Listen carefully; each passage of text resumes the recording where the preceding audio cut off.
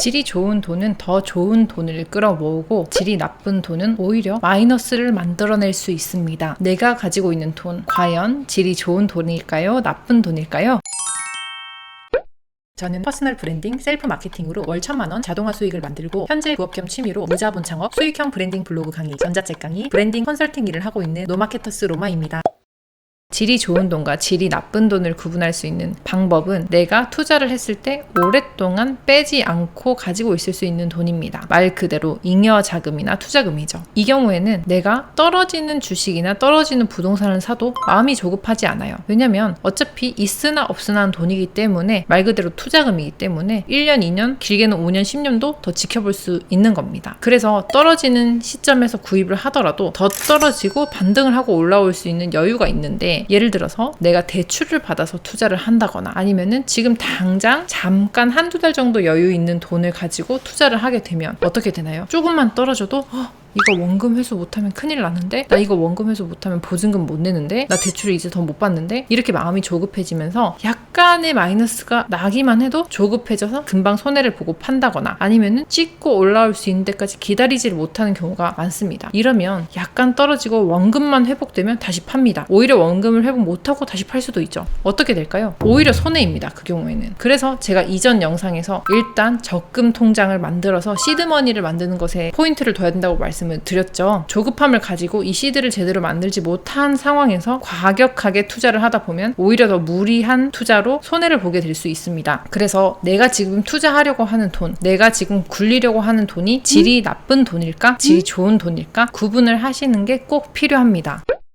더불어서 돈은 4가지 속성을 가지고 있습니다. 이 4가지 속성을 하나하나씩 파악하시고 그 모든 걸 다 지키려고 노력하시는 게 중요한데요. 돈을 다루는 4가지 능력 중 첫 번째는 돈을 버는 능력입니다. 돈을 버는 능력은 사업가들은 많이 가지고 있는 마인드예요. 진취적이고 공격적으로 막 돈을 버는 거는 잘 하시는 분들이 계십니다. 그런데 돈을 잘 버는 것과는 별개로 이것을 누구에게 맡겨야 될지, 그리고 어떻게 운용을 해야 될지, 이런 부분에서는 조금 약할 수도 있다는 겁니다. 두 번째의 돈을 다루는 능력이 바로 돈을 모으는 능력입니다. 돈을 모은다는 거는 자산의 균형을 맞추고 지출 관리를 잘 하는 겁니다. 사업가들 중에서 이 돈을 잘 버는 분들은 많으신데 돈을 잘 모으지는 못할 수도 있거든요. 그러니까 이건 별개의 능력인 겁니다. 그래서 내가 지금 가지고 있는 자산이 어느 정도인지, 그리고 어떻게 운용을 해야 되는지, 어떻게 쪼개서 저축을 해야 되는지를 제대로 알고 계신 분들은 돈을 모으는 능력이 탁월하신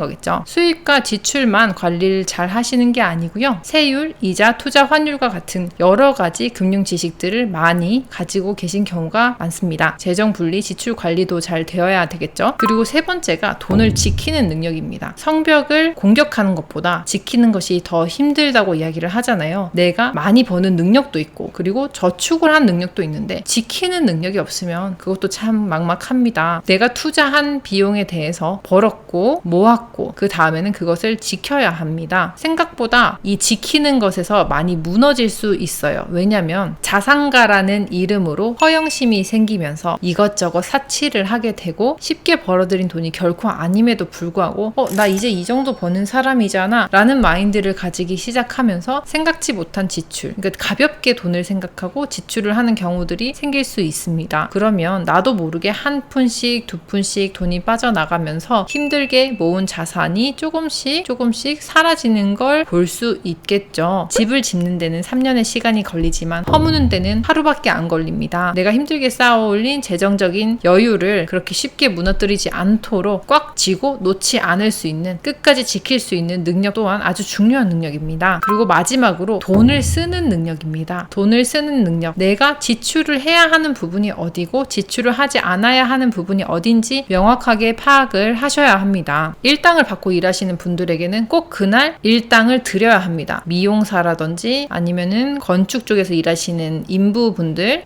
선생님들에게도 마찬가지겠죠. 과외 선생님이나 레슨 선생님께도 마찬가지입니다. 내가 깜빡하고 그 수업을 못 갔다거나 미용실에 예약을 하고 못 갔으면 그 시간에 대한 비용은 지불을 해야 하는 겁니다. 왜냐면 노쇼로 인해서 그분들은 그 시간에 일을 하지 못하게 되셨기 때문에 이런 사항들에 대해서는 미루지 않고 돈을 지급해 드려야 되는 겁니다. 반대로 너는 부자니까 네가 제일 잘 사니까 밥을 사야지, 이런 식으로의 지출은 하지 말라는 겁니다. 이게 그 앞서 말한 돈을 지키는 능력에서 나온 이야기예요. 허영심 때문에 돈을 쓰지 말라는 겁니다. 그리고 그런 사람들은 알아서 피하는 게 상책이고 그런 분들과는 가까이 안 지내시는 게 낫습니다.